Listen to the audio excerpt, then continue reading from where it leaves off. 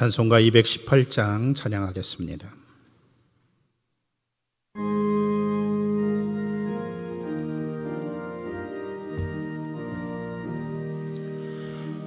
내 마음과 정성을 다하여서 주 너의 하나님을 사랑하라. 내 몸을 아끼고 사랑하듯 형제와 이웃을 사랑하라. 주께서 우리에게 명하시니 그 명령 따라서 살아가리. 널 미워 해치는 원수라도 언제나 너그럽게 사랑하라. 널 핍박하는 자 위에서도 신실한 마음으로 복을 빌라. 주께서 우리에게 명하시니 그 명령 따라서 살아가리. 나 항상 주님을 멀리하고 형제를 사랑하지 못하였다. 이러한 죄인을 사랑하사 주께서 몸버려 죽으셨다.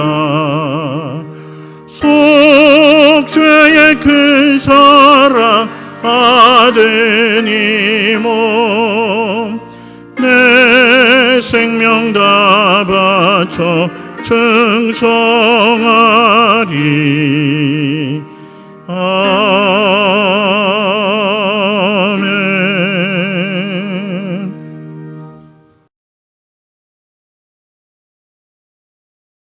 성경 말씀은 요한일서 4장 9절로 11절입니다.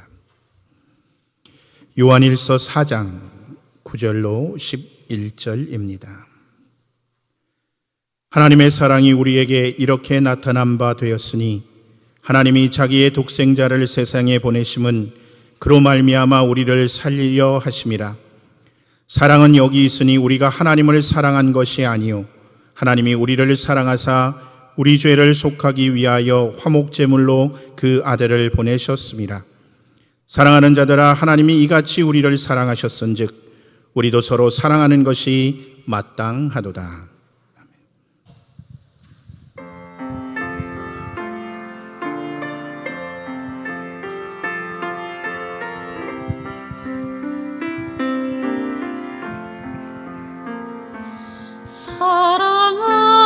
사랑하는 주님 섬기리. 생명 주신 예수님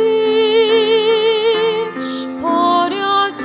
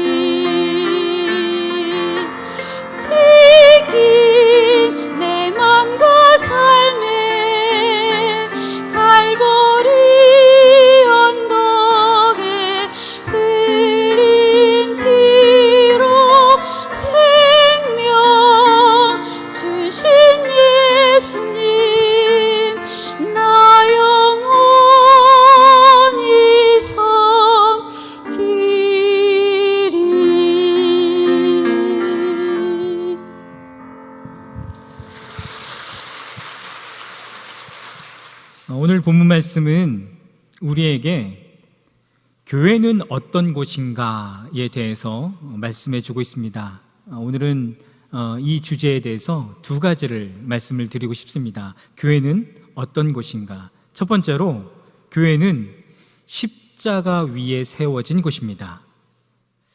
십자가는 하나님의 사랑의 증거지요. 그래서 교회는 하나님의 십자가 사랑 위에 세워진 곳인 줄 믿습니다. 두 번째, 교회는 그 하나님의 사랑을 바탕으로 성도들과 가족만큼 따뜻한 사랑을 나누는 곳, 바로 그곳이 교회입니다.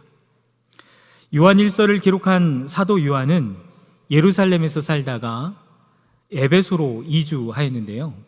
AD 66년에서 70년 사이에 유대 전쟁이 일어납니다. 그리고는 AD 70년에 예루살렘이 멸망을 하게 되죠. 바로 이때 사도 요한도 예루살렘을 떠나서 에베소로 이주해서 에베소를 중심으로 약 30여 년간 교회를 이끌었습니다. 그런데 이때 사도 요한이 목회하던 그때의 상황은 로마 제국의 치하였었죠. 그래서 로마 치하에서 수많은 박해와 수많은 고난의 삶을 겪었던 때가 바로 이때입니다. 예수님의 제자들 가운데 예수님을 직접 목격했고 예수님과 함께 생활했던 사람들이 있는데, 그들이 시간이 흘러가면서 한 명, 두 명 순교를 하게 됩니다. 그래서 이제는 많은 시간이 흘러서 사도 요한만 남고 나머지 제자들은 다 죽음을 맞이했습니다. 사도들뿐만 아니라 수많은 믿음의 동역자들도 목숨을 잃어갔습니다. 예수 그리스도를 부인하면 되는데, 나 예수 몰라 한마디만 하면 되는데, 끝까지 그 믿음을 지키고 목숨을 주님 앞에 드렸습니다. 이렇게 수많은 박해 속에서 그들이 붙들었던 믿음의 고백이 무엇이었을까요? 주님 다시 오신다. 주님 다시 오신다. 주님 다시 오시면 그때는 주님이 심판자로 오시기 때문에 믿는 이들은 구원받을 것이지만 거절하고 믿지 않는 이들은 주님의 심판대 앞에서 심판을 받을 것이다.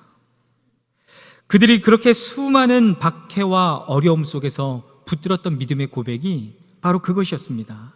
우리 조금만 더 그 믿음을 지키자. 마라나타, 주님 다시 오시옵소서.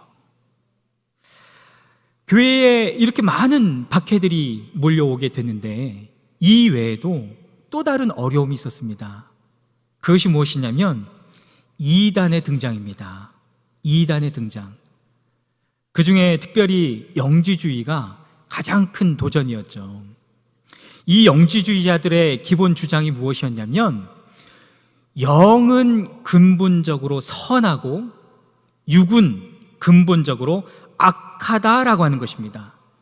그래서 이들은 예수님께서 인간의 몸을 입고 이 땅에 오신 성육신을 부정했습니다.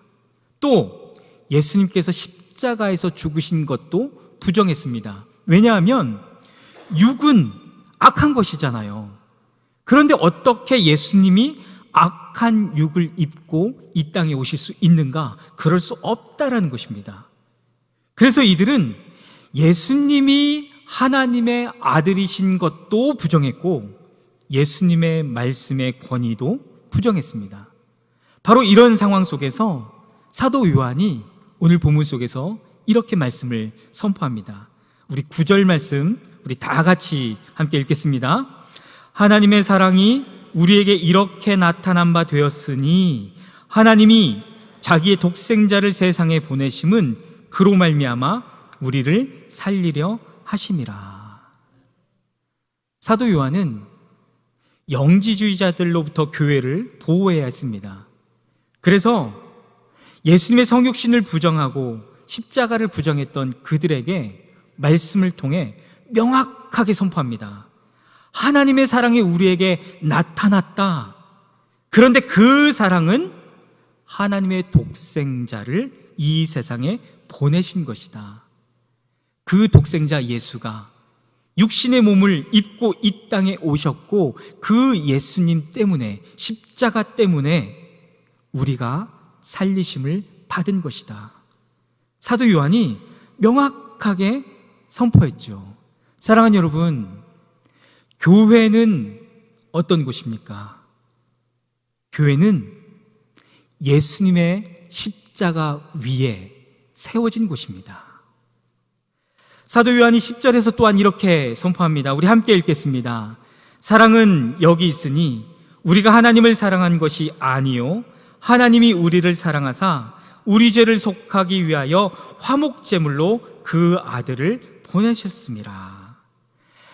하나님의 사랑의 본질이 무엇이냐? 그것은 우리를 속하기 위하여 자기의 아들을 화목제물로 보내신 것입니다. 십자가는 하나님이 우리를 사랑하신 사랑의 최고봉인 줄 믿습니다. 그래서 교회는 하나님의 십자가 사랑 위에 세워진 곳인 줄 믿습니다. 그리고는 10절에서 그래서 사도 요한이 이렇게 선포하죠. 우리 11절 함께 읽겠습니다. 사랑하는 자들아, 하나님이 이같이 우리를 사랑하셨은즉 우리도 서로 사랑하는 것이 마땅하도다. 교회는 어떠한 곳입니까? 하나님의 사랑이 독생자 예수 그리스도를 통해서 우리에게 나타난 바 됐는데, 십자가의 사랑이 최고봉의 사랑인데, 교회는 바로 그 하나님의 사랑을 바탕으로 성도들과 함께 가족만큼 따뜻한 사랑을 나누는 곳인 줄 믿습니다. 바로 그곳이 교회입니다. 프랭크 바이올라라는 분이 쓴 1세기 관계적 교회라는 책이 있습니다. 이 책에서 그분은 이런 주장을 합니다. 현대 교회는 1세기에 갖고 있던 관계 중심의 교회의 모습을 잃어버렸습니다. 현대 교회는 조직이나 기관으로 전락해 버렸습니다. 그래서 우리가 회복해야 할 것은 그 관계 중심의 교회, 관계적 교회입니다. 성경에서 말하는 교회는 모두 다 관계적입니다. 로마서 12장 5절 말씀 우리 함께 읽겠습니다. 이와 같이 우리 많은 사람이 그리스도 안에서 한 몸이 되어 서로 지체가 되었느니라. 교회는 그리스도 때문에, 그리스도 안에서 한 몸이 된 한 가족인 줄 믿습니다. 여러분, 우리가 가족이 될 수 있었던 딱 한 가지 이유는 예수 그리스도로 말미암아 하나님이 저와 여러분을 구원하셨기 때문입니다. 그래서 교회를 구성하고 있는 사람들은 누구인가? 하나님이 죄에서 구원하신 구원받은 백성들이 모인 곳, 바로 그곳이 교회인 것이고, 십자가 사건으로 예수님의 생명이 있는 사람들이 모인 곳, 바로 그곳이 교회입니다. 초대교회가 한 가족이었죠. 사도행전 2장 말씀에서 우리가 너무나 잘 알고 있는 모습을 보여주고 있습니다.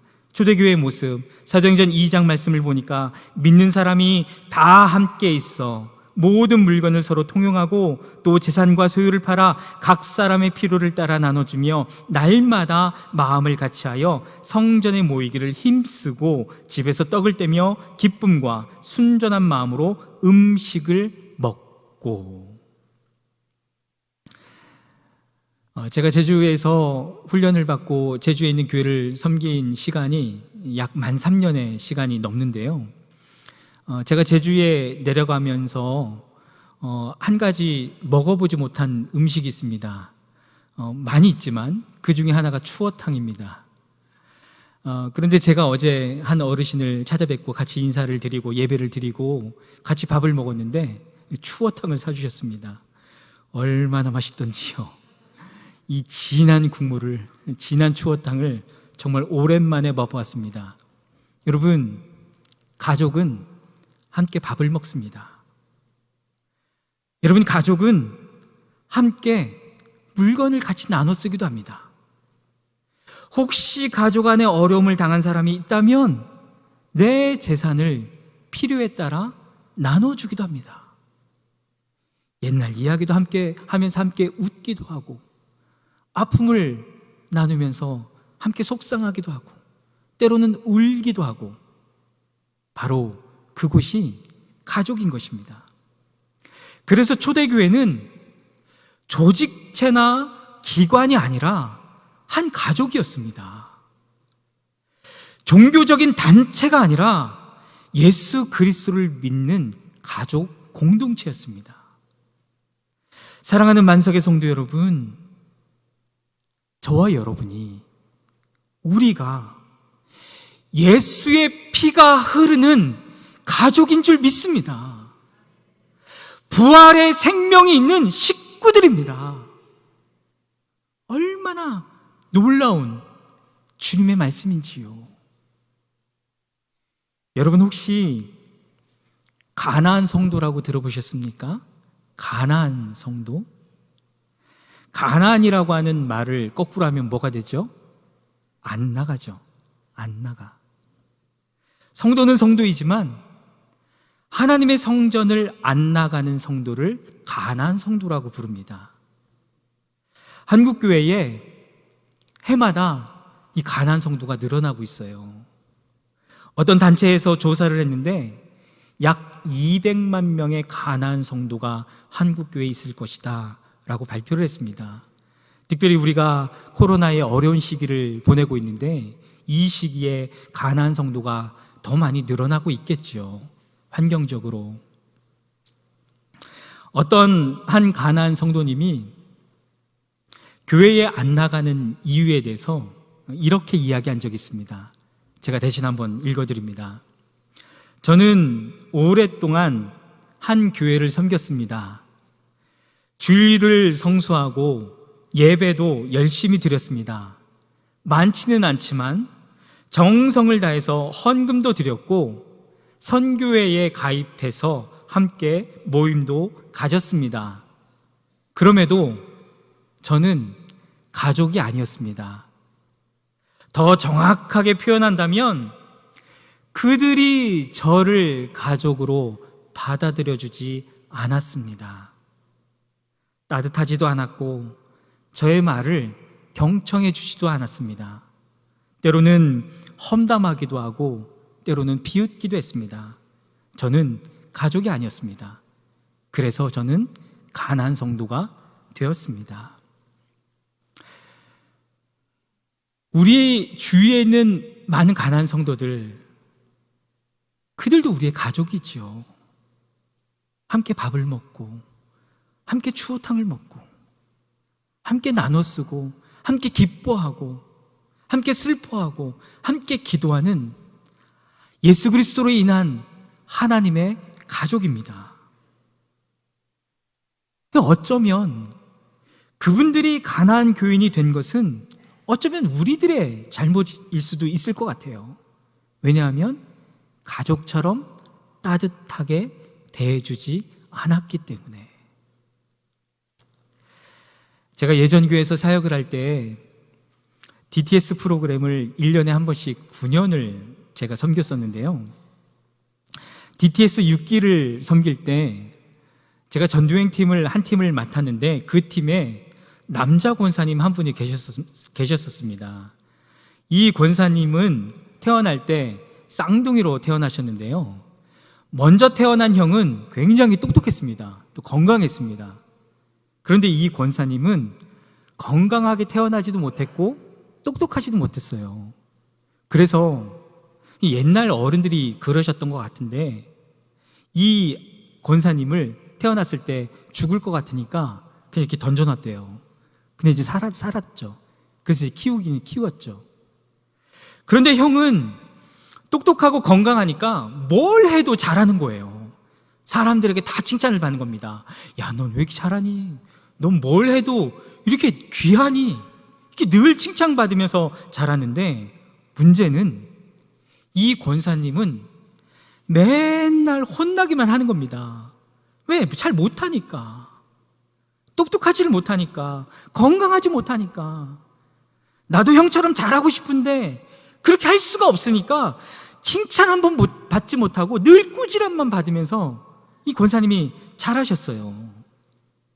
그래서 이 권사님도 이제는 성인이 되고 결혼을 하고 아이를 갖게 되고 이제는 나이가 50이 60이 넘은 지긋한 권사님이 되셨는데, 이 권사님은 여전히 무엇을 말씀하시려면 머뭇머뭇거리세요. 정확하게 똑바로 말씀을 못하세요. 그리고 이 권사님이 말씀하실 때마다 특징이 하나가 있는데, 그게 뭐냐면 잠시 멈추세요. 헉! 하고 짧은 한숨을 쉬세요. 그리고 말씀을 하세요. 이 권사님과 우리 팀원들과 한참을 같이 기도하고 이야기하는데, 이 권사님이 지금까지 세상을 살아오시면서 사람들에게 얼마나 많은 상처를 받으셨는지, 억울하고 분할 때마다 그때 내 마음이 얼마나 억울한지를 잘 표현했으면 좋겠는데, 사실은 그게 아니라고, 내 뜻은 그게 아니라고 잘 설명했으면 좋겠는데 이게 안 되는 거예요. 말문이 막히는 거예요. 말이 잘 나오지를 않는 거예요. 그래서 이런 안 좋은 특징들이 이 권사님 안에 자리 잡게 됐습니다. DTS 12주 강의가 거의 끝날 무렵에 저희 전도행 팀이 중보기도 시간을 갖고, 그리고 전도행을 어떻게 준비할 것인지 팀 모임을 가진 적이 있습니다. 그때 하나님께서 저에게 강력하게 말씀하셨어요. 그게 뭐냐면, 네가 지금까지 권사님 답답하다고, 권사님에게 함부로 대하고 욕하고 상처를 주었던 사람들이 대신, 그들을 대신해서 권사님에게 용서를 구해라. 하나님께서 그 마음을 정말 강하게 주셨습니다. 그래서 제가 그 하나님의 마음을 알게 되자마자 권사님에게 무릎을 꿇었습니다. 권사님 앞에 무릎을 꿇고 권사님에게 그렇게 말씀드렸습니다. 권사님, 지금까지 권사님 답답하다고 함부로 대하고 때리고 꾸지람만 주고 칭찬해주지 못했던 그 사람들을 대신해서 권사님, 제가 용서를 구합니다. 권사님 잘못했습니다. 권사님 용서해 주세요. 제가 그렇게 무릎을 꿇고 권사님에게 용서를 구했습니다. 그런데 제가 그렇게 용서를 구하니까 우리 팀 안에, 전도행 팀 안에 다른 팀원들도 똑같이 하는 거예요.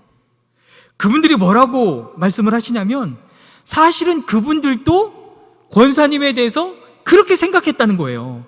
아, 이 권사님 왜 이렇게 답답해? 아, 이 권사님 왜 이렇게 말주변이 없어? 아, 이 권사님하고 같이 전도행 가고 싶지 않아. 그들의 마음에도 그 생각이 있었다는 거예요. 그런데 제가 먼저 권사님 앞에 무릎을 꿇고 용서를 구하니까 그 똑같은 마음들이 팀원들 안에 생긴 거예요. 그래서 권사님도, 그 팀원들도 비록 마음속으로만 품었던 생각이지만 권사님 앞에 전부 다 무릎을 꿇고 용서를 구했습니다. 권사님, 사실은 제가 권사님 답답하다고 생각을 했어요. 권사님 정말 죄송해요. 권사님 용서해 주세요. 우리 팀명이 11명이었었는데 팀원들 한 명 한 명이 권사님 앞에 무릎을 꿇고 용서를 구했습니다. 그런데 여러분, 우리가 용서를 구하기 그 시간부터 권사님의 표정이 달라지기 시작했어요. 성령이 역사하기 시작하신 것이죠. 권사님의 얼굴 표정이 환해지셨어요. 팀 안에서 중보 기도를 하거나 아니면 사역에 관한 이야기를 할 때 예전에는 말주변이 없어서 말씀을 제대로 못하셨던 권사님이 이제는 조금씩 권사님의 의견을 말하기 시작했습니다. 그럼 우리 팀 안에서 다 경청했죠. 아, 그렇군요. 권사님 그렇게 하나님이 말씀하셨군요. 권사님의 의견이, 권사님의 생각이 그것이군요. 존중하고 서로 생각을 나누기 시작했습니다. 그리고는 전도행을 가서 권사님이 회복의 날개를 펼치기 시작했습니다. 얼마나 행복해 하셨는지요. 예전에는 사람과의 관계 속에서 힘들어서 상처받고 머뭇머뭇거리고 뒤로 물러서며 자신의 생각을 이야기하지 못했지만, 이제는 팀 안에서 사람과의 관계 속에서 정말 행복한 시간을 갖게 되었습니다. 전도여행을 가면 하나님께서 팀원들 한 분 한 분에 대한 마음을 주세요. 아, 이분은 하나님이 이것을 다루시길 원하는구나. 아, 이분은 하나님이 이것을 공급하기를 원하시는구나. 전도여행을 가면 한 분 한 분에 대한 마음을 주십니다. 그러면 성령께서 그 한 분 한 분을 통해서 역사하실 수 있도록 정말 최선을 다해서 섬기고 사역하고 돌아오거든요. 그런데 이 권사님은 전도여행을 가기 전부터 하나님이 놀랍게 역사하셨습니다.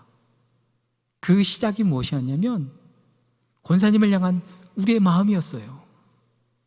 용서를 구했던, 사랑을 구했던 그 마음이 전도여행을 가기 전부터 이 권사님을 바꾸기 시작했습니다.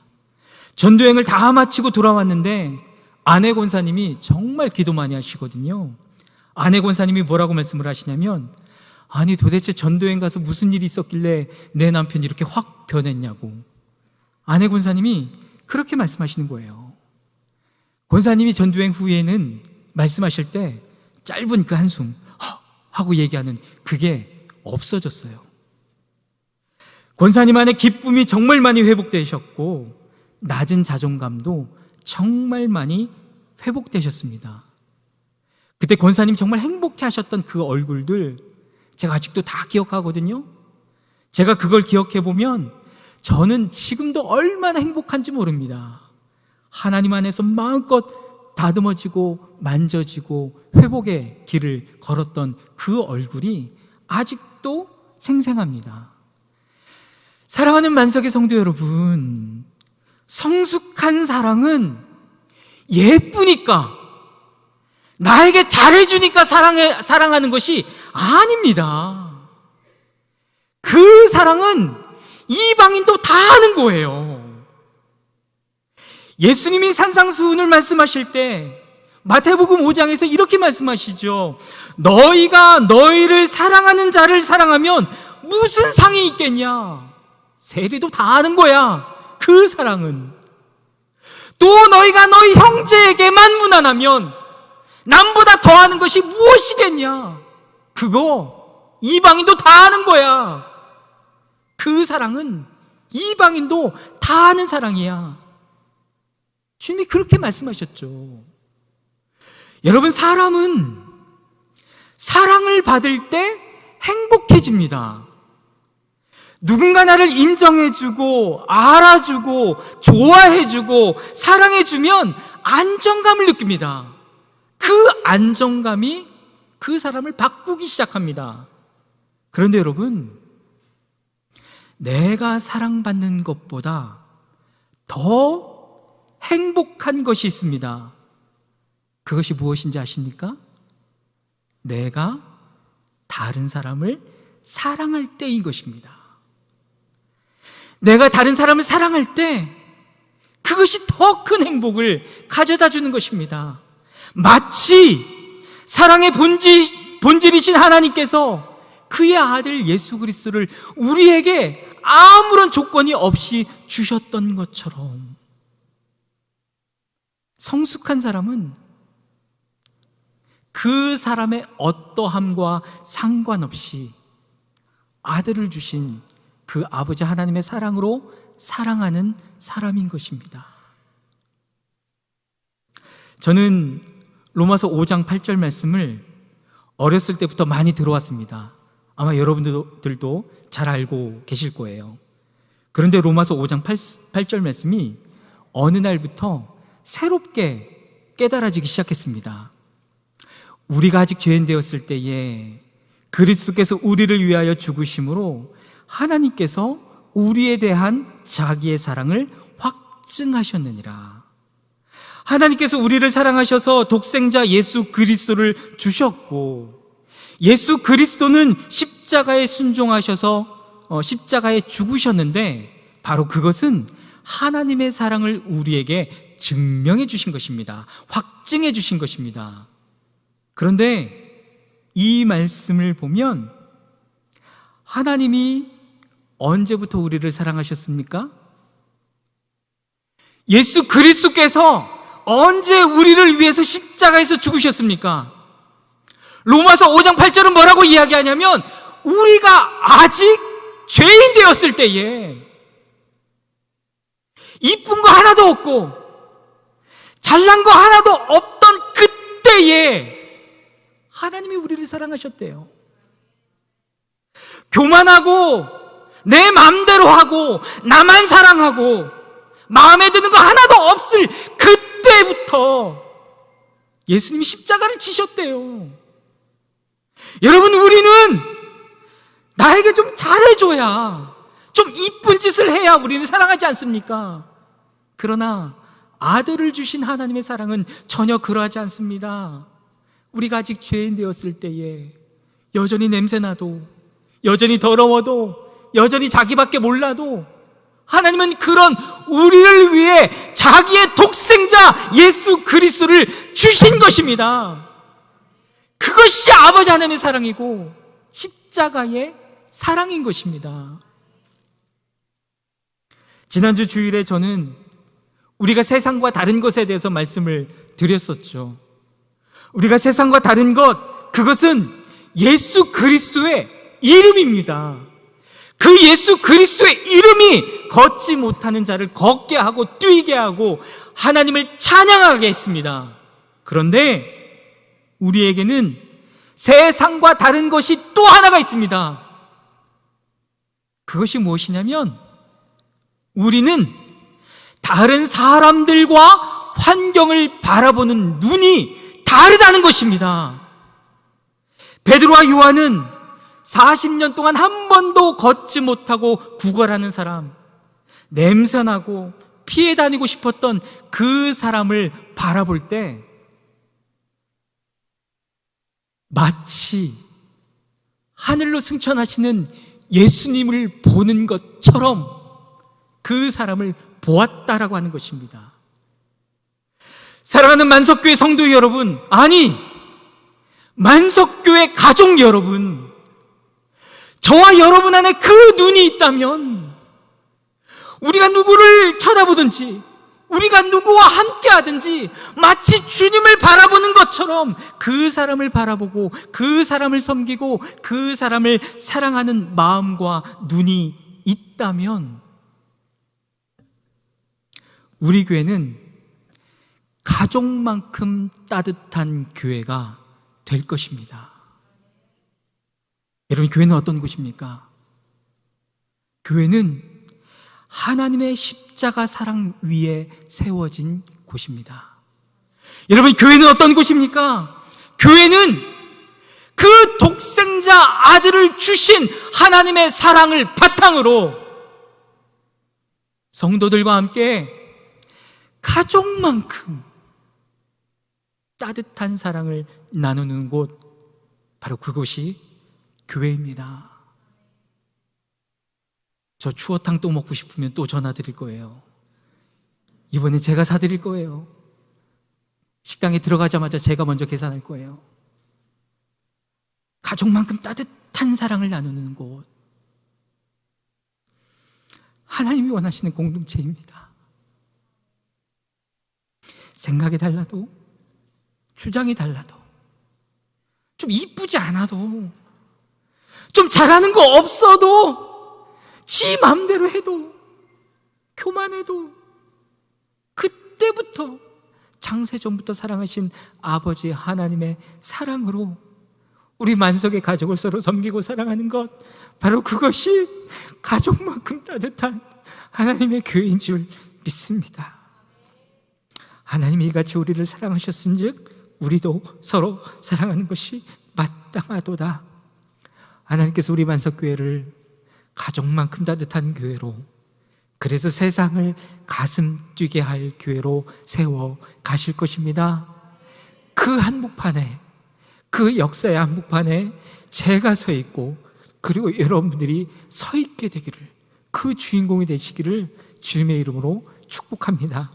지금은 우리를 죄악에서 구원하신 예수 그리스도의 은혜와 아버지 하나님의 사랑과 성령님의 교통하심과 역사하심이 가족만큼 따뜻한 교회요, 세상을 가슴 뛰게 할 교회로 세워나가기를 원하는 만석가족 모든 이들 가운데, 또한 온라인으로 예배한 모든 이들 가운데 지금부터 영원토록 함께 하기를 간절히 축원합니다. 아멘.